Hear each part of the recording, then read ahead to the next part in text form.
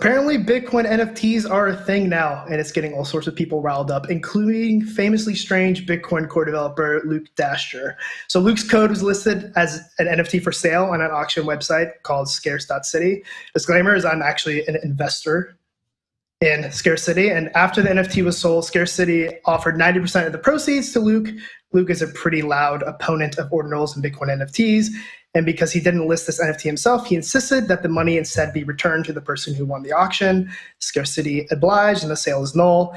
And for the record, I actually am on Luke's side here. This was his code to sell, his code, at least in theory, isn't really anyone's to sell. But if it was anyone's to sell, it probably was his. Good on Scarce City, I guess, for reacting in what seems like an appropriate manner by returning the money. But what I think this highlights is the kind of things that the NFT skeptics are really on about. Digital things are so easy replicable. And then there are these cool and important digital things out there that we want to somehow make digital collectibles out of. And it's really hard to determine who has the right to sell a copy of that digital thing, right? If this is open source code, who really owns it? Well, you're buying it, right? Because Luke Dashjr made it, or he painted it. So isn't it Luke's to sell? What about tweets, right? What if I tweet an awesome tweet? Who owns your tweet? Is it me? Is it Elon Musk? What if I made it under Jack Dorsey's reign? I don't know. These easily replicable things suffer from being easily replicable. So how do we solve that?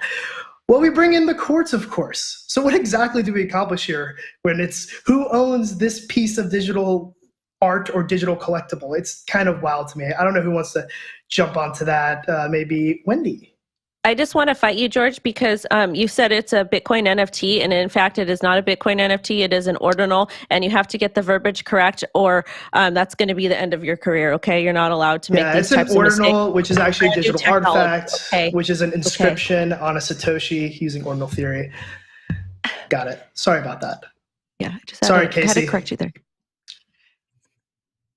Anyone want to jump? Jen? I think that this is something that, okay, in the real world, we have different contracts that apply to these same types of art and same types of things, right? And the industry has been trying to solve for as long as NFTs have become mainstream, so the last 2 years, how we take these traditional contracts and port them over to the digital world.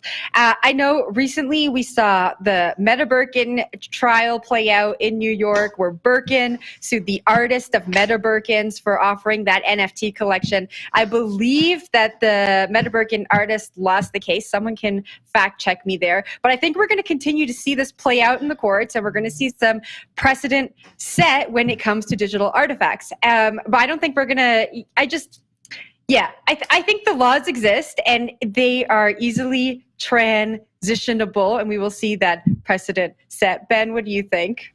Yeah, I mean, the Meta Birkin trial clearly came out against the originator, the person that was trying to kind of copy the Birkin bag. But I think, I agree with you, Jen. I mean, this is still an open case or an open question in this new era.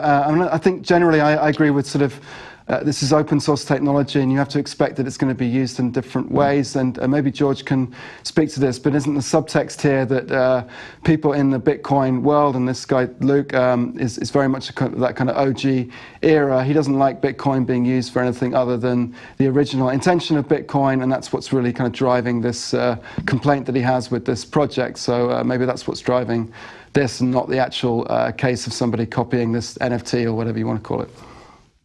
Yeah, Ben, I think that you're right there. Sorry, go ahead, Jen. No, you go for it. You were going to say the exact same thing. We both agree with Ben. Take it away. You're a resident Bitcoin maxi, so you get the last word. Well, I only heard half of what Ben said, and I think the question he asked was, is it possible that Luke is only mad about this because he thinks that ordinal NFTs hurt the fungibility of Bitcoin?